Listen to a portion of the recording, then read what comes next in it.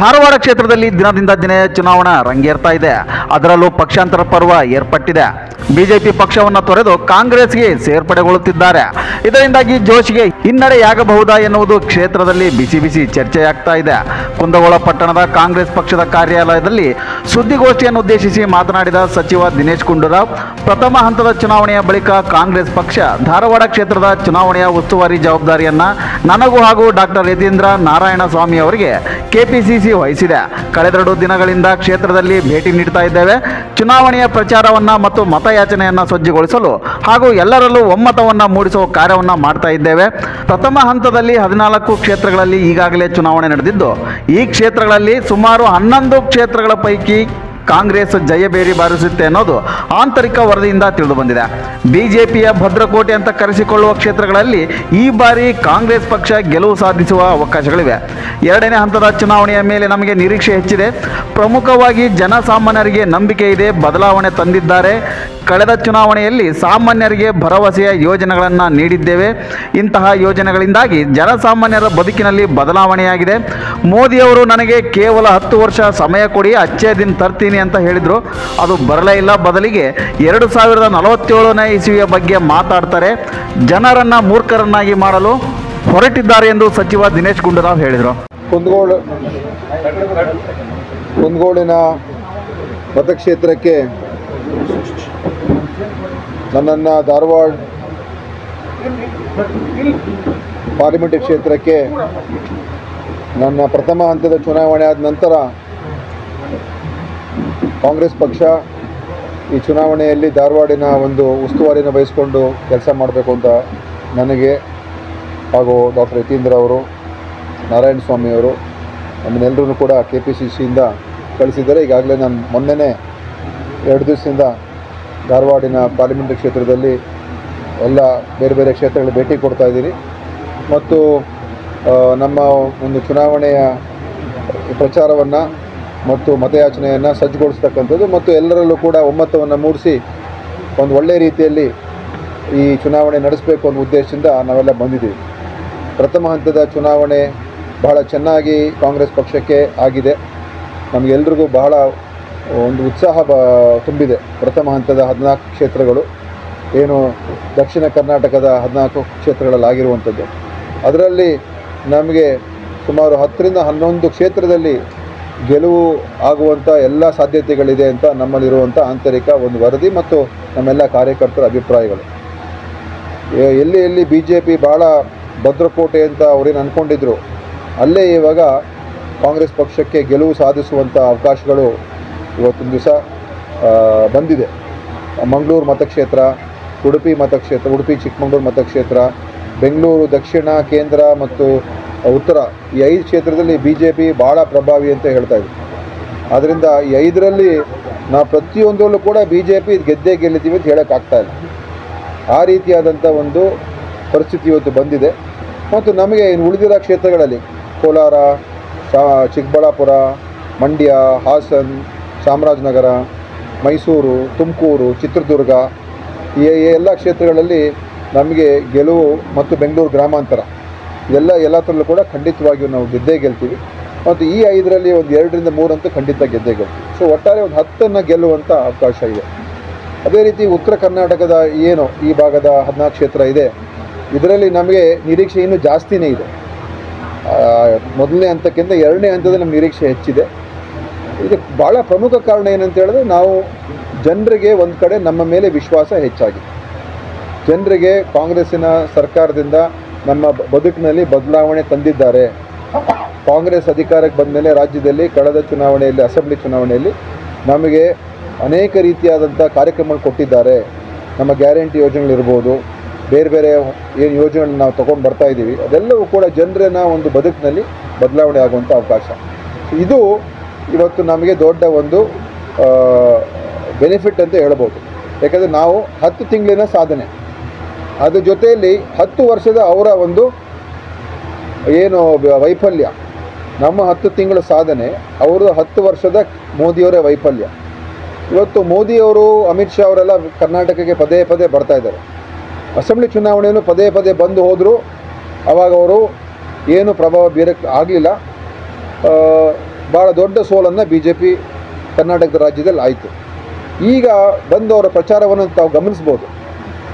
ಆ ಪ್ರಚಾರದಲ್ಲಿ ಕರ್ನಾಟಕದಲ್ಲಿ ಒಂದೇ ಅಲ್ಲ, ಇಡೀ ದೇಶದಲ್ಲಿ ಪ್ರಥಮ ಹಂತದಲ್ಲಿ ಚುನಾವಣೆ ಆದಾಗ ಫಸ್ಟ್ ಫೇಸು, ಅದನ್ನು ಅವರು ಆ ಫಸ್ಟ್ ಫೇಸಿನ ಒಂದು ಪರಿಣಾಮ ಅವ್ರಿಗೆಲ್ಲೋ ಒಂದು ಕಡೆ ನಾವು ಸೋಲಿನ ಪರಿಸ್ಥಿತಿಗೆ ಹೋಗ್ತಾ ಇದ್ದೀವಿ ಅಂತ ಹೇಳಿ ಭಾಳ ಇವತ್ತು ಆ ಪ್ರಥಮ ಹಂತ ಆಗಿದ ತಕ್ಷಣ ಅವರ ಮಾತಿನ ದಾಟಿನೇ ಬದಲಾವಣೆ ಆಗೋಯ್ತು. ಬರೀ ಸುಳ್ಳನ್ನು ಹೇಳೋಕ್ಕೆ ಪ್ರಾರಂಭ ಮಾಡಿಬಿಟ್ಟು ಮತ್ತು ಕೋಮಿನ ವೈಷಮ್ಯವನ್ನು ಹೆಚ್ಚು ಮಾಡಬೇಕು, ಸಮಾಜಗಳನ್ನು ಒಡಿಬೇಕು, ಮತ್ತು ಅದೇ ಹಿಂದೂ ಮುಸ್ಲಿಮ್ ಅಂತ ತರಬೇಕು. ಬರೀ ಸುಳ್ಳನ್ನು ಹೇಳ್ಕೊಂಡು ಇವಾಗ ಹೇಗಾದರೂ ಮಾಡಿ ಜನರ ಭಾವನಾತ್ಮಕವಾಗಿ ಕೆರಳಿಸಿ ಓಟ್ ತೊಗೋಬೇಕು ಅಂತ ಪ್ರಾರಂಭ ಮಾಡಿಬಿಟ್ಟಿದೆ. 10 ವರ್ಷದಲ್ಲಿ ನಾನು ಏನು ಮಾಡಿದ್ದೀನಿ, ನಿಮ್ಮ ಬದುಕಿನಲ್ಲಿ ಒಳ್ಳೆಯ ದಿವಸಗಳನ್ನು ಅಂತೇನು ಹೇಳಿದರು, ಅಚ್ಚೇ ದಿನ, ಒಳ್ಳೆ ದಿವಸಗಳು ತಂದು ಕೊಟ್ಟಿದ್ದೀನಿ ನಾನು ನಿಮಗೆ. ಅದರ ಬಗ್ಗೆ ಮಾತಾಡ್ತಾ ಇಲ್ಲ. ಮೈಸೂರಿಗೆ ಬಂದಾಗ ಬೇರೆ ಕಡೆ ಬಂದಾಗ 2047ನೇ ಇಸ್ವಿ ಬಗ್ಗೆ ಮೋದಿ ಮಾತಾಡ್ತವ್ರೆ. ಆವಾಗ 10 ವರ್ಷದಿಂದ ನಂಗೆ 10 ವರ್ಷ ಕೊಡಿ, ಒಳ್ಳೆ ಅಚ್ಚೇ ದಿನ ತರ್ತೀನಿ ಅಂತ ಹೇಳಿದ್ರು. ಈಗ 2047ನೇ ಇಸ್ವಿವರೆಗೂ ನೀವು ಕಾಯಬೇಕು, ಇನ್ನೂ 23 ವರ್ಷ. ಇದು ಎಲ್ಲೋ ಒಂದು ಕಡೆ ಜನರನ್ನ ನೀವು ಮೂರ್ಖರಂತ ನೀವು ತಿಳ್ಕೊಬೇಡಿ. ಈ ಬಾರಿ ಕ್ಷೇತ್ರದಲ್ಲಿ ಕಾಂಗ್ರೆಸ್ ಪಕ್ಷದ ವಿನೋದ್ ಅಸೊಟ್ಟಿ ಅವರನ್ನ ಗೆಲ್ಲಿಸಲೇಬೇಕು. ಎಲ್ಲರ ಪಾತ್ರ ಇಲ್ಲಿ ಮುಖ್ಯವಾಗಿದೆ. ಎಲ್ಲ ನಾಯಕರು ಕಾರ್ಯಕರ್ತರ ಜವಾಬ್ದಾರಿಯಾಗಿದೆ. ದೇಶದಲ್ಲಿ ಮೋದಿ ಅಲೆ ಇಲ್ಲ, ಮೋದಿ ಅವರು ನುಡಿದಂತೆ ಎಂದೂ ನಡೆದಿಲ್ಲ. ಜನಗಳಿಗೆ ಅವರ ಬಗ್ಗೆ ಎಲ್ಲ ತಿಳಿದಿದೆ. ಅವರ ವೈಫಲ್ಯಗಳನ್ನು ಜನರಿಗೆ ತಿಳಿಸುವ ಮೂಲಕ ಕಾಂಗ್ರೆಸ್ಗೆ ಹೆಚ್ಚು ಮತಗಳನ್ನು ಹಾಕಿಸಬೇಕಾಗಿದೆ. ಅಲ್ಲದೆ ನಮ್ಮ ಸರ್ಕಾರ ನುಡಿದಂತೆ ನಡೆದ ಸರ್ಕಾರ. ನಮ್ಮ 5 ಗ್ಯಾರಂಟಿ ಯೋಜನೆಗಳನ್ನು ಕರ್ನಾಟಕದಲ್ಲಿ ಎಲ್ಲರಿಗೂ ಮುಟ್ಟಿಸುವ ಕೆಲಸ ಮಾಡಿದ್ದೇವೆ ಎಂದು ಡಾಕ್ಟರ್ ಯತೀಂದ್ರ ಹೇಳಿದರು. ಇವತ್ತು ಕುಂದಗೋಳ ವಿಧಾನಸಭಾ ಕ್ಷೇತ್ರದಲ್ಲಿ ನೀವು ಕಳೆದ ವಿಧಾನಸಭಾ ಚುನಾವಣೆಯಲ್ಲಿ ನಾವು ಸೋತಿದ್ದೇವೆ. ನಾವು ಇಲ್ಲಿ ಯಾರು ಶಾಸಕರಾಗಿ ಆಯ್ಕೆ ಮಾಡಬಹುದಾಗಿಲ್ಲ. ಆದರೆ ಈ ಬಾರಿ ಲೋಕಸಭೆ ಚುನಾವಣೆಯಲ್ಲಿ ನಾವು ಅತಿ ಹೆಚ್ಚು ಮತ ಕುಂದಗೋಳ ಕ್ಷೇತ್ರಕ್ಕೆ ಕೊಟ್ಟು ನಮ್ಮ ಕಾಂಗ್ರೆಸ್ ಪಕ್ಷ ಇಲ್ಲಿ ಬಲಿಷ್ಠವಾಗಿದೆ ಅಂತ ತೋರಿಸ್ಕೊಳ್ಬೇಕು. ನಮ್ಮ ಕಾಂಗ್ರೆಸ್ ಪಕ್ಷಕ್ಕೆ ಹೊಸ ಚೈತನ್ಯ ತಕ್ಕೊಳ್ಳುವಂತ ಕೆಲಸ ಮಾಡಬೇಕು. ಅವರ ಮುಂದಿನ 4 ವರ್ಷಗಳು ಕೂಡ ನಾವು ಬಲಿಷ್ಠವಾಗಿ ಸಾಧ್ಯ ಆಗುತ್ತೆ. ಮತ್ತು ಮುಂದಿನ ಚುನಾವಣೆ, ವಿಧಾನಸಭಾ ಚುನಾವಣೆಯಲ್ಲಿ ಕೂಡ ಅಥವಾ ಬೇರೆ ಯಾವುದೇ ಸ್ಥಳೀಯ ಚುನಾವಣೆ ಬಂದರೂ ಕೂಡ ಅದು ನಾವು ಗೆಲ್ಲೋದಕ್ಕೆ ಸಾಧ್ಯ ಆಗುತ್ತೆ. ನಮ್ಮ ಕಾಂಗ್ರೆಸ್ ಪಕ್ಷದ ಅಭ್ಯರ್ಥಿಯವರು ಇಲ್ಲಿ ಲೋಕಸಭಾ ಸದಸ್ಯರಾದ್ರೆ ಅವರು ಕೂಡ ಕುಂದಗೋಳ ಕ್ಷೇತ್ರದ ಉಸ್ತುವಾರಿ ನೋಡ್ಕೊಳಕ್ಕಾಗತ್ತೆ, ಮತ್ತು ಈ ಕ್ಷೇತ್ರ ಅಭಿವೃದ್ಧಿ ಮಾಡೋಕ್ಕಾಗುತ್ತೆ. ಮತ್ತು ಈ ಕ್ಷೇತ್ರದಲ್ಲಿ ನಮ್ಮ ಪಕ್ಷದ ಏನೇ ಸಮಸ್ಯೆಗಳಿದ್ರು ಅದನ್ನು ಬಗೆಹರಿಸಿ ಪಕ್ಷನ ಕಟ್ಟುವಂತ ನಿಟ್ಟಿನಲ್ಲಿ ಕೆಲಸ ಮಾಡೋದಕ್ಕೆ ಸಾಧ್ಯ ಆಗುತ್ತೆ. ಹಾಗಾಗಿ ದಯವಿಟ್ಟು ಈ ಬಾರಿ ಲೋಕಸಭಾ ಚುನಾವಣೆಯಲ್ಲಿ ನಮ್ಮ ಅಭ್ಯರ್ಥಿನ ಗೆಲ್ಲಿಸ್ಬೋದು. ಲೋಕಸಭಾ ಚುನಾವಣೆ ಅಂತಂದ್ರೆ ಬಹಳ ದೊಡ್ಡ ಚುನಾವಣೆ ಇರುತ್ತೆ. ಸುಮಾರು 24 ಲಕ್ಷ ಊಟ ಸಿಗ್ತಾರೆ. ಪಾಪ ನಮ್ಮ ಅಭ್ಯರ್ಥಿ ಬಂದು ಪ್ರತಿಯೊಂದು ಮನೆಗೂ ಹೋಗಿ ಪ್ರಚಾರ ಮಾಡೋದಕ್ಕೆ ಸಾಧ್ಯ ಆಗೋದಿಲ್ಲ. ಇಲ್ಲಿ ಪ್ರಚಾರ ಮಾಡಬೇಕಾಗಿರೋರು ನಮ್ಮ ಕಾಂಗ್ರೆಸ್ ಪಕ್ಷ ನಾಯಕರು ಮತ್ತು ನಮ್ಮ ಕಾರ್ಯಕರ್ತರು. ಈ ಒಂದು ಯುದ್ಧದಲ್ಲಿ ಕಾಲಾಳುಗಳಾಗಿ ನೀವು ಕೆಲಸ ಮಾಡಿದ್ರೆ ಮಾತ್ರ ನಮ್ಮ ಪಕ್ಷ ಗೆಲ್ಲೋದಕ್ಕೆ ಸಾಧ್ಯ ಆಗುತ್ತೆ. ಈಗಾಗಲೇ ನಮ್ಮ ಕಾಂಗ್ರೆಸ್ ಪಕ್ಷದ ಗ್ಯಾರಂಟಿ ಕಾರ್ಡ್ಗಳನ್ನು ಎಲ್ಲರಿಗೂ ನೀವು ಕೊಟ್ಟಿರಬೇಕು. ಎಲ್ಲ ಮನೆವರೆಗೂ ತಲುಪಿಸಿದ್ದೀರಿ ಅಂತ ಭಾವಿಸಿದ್ದೀನಿ. ತಲುಪಿಸಿಲ್ಲ ಅಂತಂದ್ರೆ ದಯವಿಟ್ಟು ಆ ಗ್ಯಾರಂಟಿ ಕಾರ್ಡ್ಗಳನ್ನ ನೀವು ಹೋಗಿ ತಲುಪಿಸಬೇಕು. ಯಾಕೆ ಅಂತಂದ್ರೆ ಹಿಂದಿನ ಚುನಾವಣೆಯಲ್ಲಿ ನಾವು ಗ್ಯಾರಂಟಿ ಕಾರ್ಡ್ಗಳನ್ನು ಕೊಟ್ಟು ಜನರಿಗೆ ಭರವಸೆ ಕೊಟ್ಟ ಮೇಲೆ ನಾವು ಗ್ಯಾರಂಟಿಗಳನ್ನ ಜಾರಿಗೆ ತರ್ತೀವಿ ಅಂತ ಹೇಳಿ ಜನರಿಗೆ 135 ಸೀಟ್ಗಳನ್ನ ಕೊಟ್ಟಿದ್ದಾರೆ. ಇವತ್ತು ನಮ್ಮ ರಾಜ್ಯ ಸರ್ಕಾರ ಅಡ್ಡು ಗ್ಯಾರಂಟಿಗಳನ್ನು ಇವತ್ತು ಜಾರಿಗೆ ತಂದು ನಾವು ಯಾವತ್ತೂ ಕೂಡ ನುಡಿದಂತೆ ನಡೆಯುವುದು ಅಂತ ಹೇಳಿ ಜನಕ್ಕೆ ಸಾಬೀತು ಮಾಡ್ಕೊಟ್ಟಿದ್ವಿ. ಹಾಗಾಗಿ ಜನ ನಮ್ಮನ್ನ ನಂಬುತ್ತಾರೆ. ಈ ಗ್ಯಾರಂಟಿ ಕಾರ್ಡ್ಗಳನ್ನು ಕೊಟ್ಟು ನಮ್ಮ ರಾಷ್ಟ್ರೀಯ ಕಾಂಗ್ರೆಸ್ ಗ್ಯಾರಂಟಿಗಳನ್ನ ಘೋಷಣೆ ಮಾಡಿದೆ. ಆ ಕಾರ್ಯಕ್ರಮಗಳಿಗೆ ಬಗ್ಗೆ ಅರಿವು ಮೂಡಿಸಿ ಆ ಕಾರ್ಯಕ್ರಮಗಳನ್ನ ಜಾರಿಗೆ ತರ್ತೀವಿ ಮತ್ತೆ ಕೇಂದ್ರದಲ್ಲಿ ನಮ್ಮ ಪಕ್ಷನ ಅಧಿಕಾರಕ್ಕೆ ತಂದ್ರಿ ಅಂತ ಹೇಳಿ ಜನರಿಗೆ ತಿಳಿಸ್ಕೊಟ್ರೆ ಖಂಡಿತ ಜನರು ವೋಟ್ ಹಾಕ್ತಾರೆ. ಅದರೊಳಗೂ ಮಹಿಳೆಯರಂತೂ ಈ ಬಾರಿ ನಮ್ಮ ಪಕ್ಷದ ಬಗ್ಗೆ ಬಹಳಷ್ಟು ಒಲವನ್ನು ತೋರಿಸ್ತಾ ಇದ್ದಾರೆ. ಹಾಗಾಗಿ ದಯವಿಟ್ಟು ಅವರೆಲ್ಲರಿಗೂ ಪ್ರಚಾರ ಮಾಡುವಂತ ಕೆಲಸ ನೀವು ಮಾಡಬೇಕು. ನಮ್ಮ ಕುಂದಗೋಳ ವಿಧಾನಸಭಾ ಕ್ಷೇತ್ರದಲ್ಲಿ ಕಳೆದ ಚುನಾವಣೆಯಲ್ಲಿ ಯಾವ ಕಾರಣದಿಂದ ಸೋತು ಅದ್ರ ಬಗ್ಗೆ ನಾವು ಹೆಚ್ಚು ಚರ್ಚೆ ಮಾಡಕ್ಕೆ ಹೋಗ್ಬಾರ್ದು. ಆದ್ರೆ ಎಲ್ಲರೂ ಕೂಡ ಒಗ್ಗಟ್ಟಾಗಿ ಇದು ಪಕ್ಷಕ್ಕೋಸ್ಕರ ನಾವು ಕೆಲಸ ಮಾಡಲೇಬೇಕು ಅನ್ನೋ ಒಂದು ಮನೋಭಾವನೆಯಿಂದ ಇಲ್ಲಿ ನಮ್ಮ ಪಕ್ಷನ ಗೆಲ್ಲಿಸಲೇಬೇಕು ಅನ್ನೋ ಮನೋಭಾವನೆಯಿಂದ ವಿನೋದ್ ಅಸೊಟ್ಟಿ ಪರವಾಗಿ ಪ್ರಚಾರ ಮಾಡಿದ್ರೆ ಖಂಡಿತ ನಾವು ಗೆಲ್ತೀವಿ.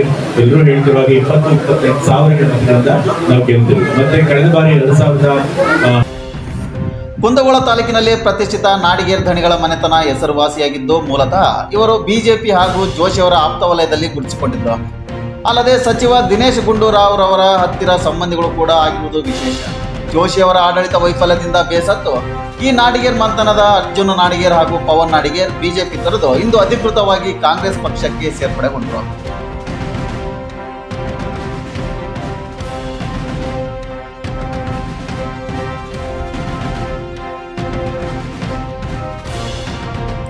ಈ ವೇಳೆ ಮಾಜಿ ಶಾಸಕ MS ಅಕ್ಕಿ, ಅರವಿಂದಪ್ಪ ಕಟಗಿ, ಕುಸುಮಾವತಿ ಶಿವಳ್ಳಿ, ವೆಂಕನಗೌಡರು ಪೊಲೀಸ್ ಪಾಟೀಲ್, ಅನಿಲ್ ಕುಮಾರ್ ಪಾಟೀಲ್, ಸುರೇಶ್ ಸವಣೂರ್, ಜಗದೀಶ್ ಉಪ್ಪಿನ್, ಷಣ್ಮುಖಪ್ಪ ಶಿವಳ್ಳಿ, ಅಡಿಯಪ್ಪ ಶಿವಳ್ಳಿ, ರವಿರಾಜ್ ದೊಡ್ಡಮನಿ, ಚಂದ್ರಶೇಖರ್ ಜುಟ್ಟಲ್, ಗೌಡಪ್ಪ ಗೌಡ ಪಾಟೀಲ್, ಶಿವಾನಂದ ಬೆಂತೂರ್, ಸಲೀಂ ಕ್ಯಾಲ್ಕೊಂಡ, ಸದಾನಂದ ಡಂಗನವರ್, ರಮೇಶ್ ಕೊಪ್ಪದ, ಮಲ್ಲಿಕಾರ್ಜುನ್ ಕಿರೇಸೂರ್, ಅರ್ಜುನ್ ನಾಡಿಗೇರ್ ಹಾಗೂ ಕಾರ್ಯಕರ್ತರು ಹಾಗೂ ಅಭಿಮಾನಿಗಳು ಉಪಸ್ಥಿತರಿದ್ದರು.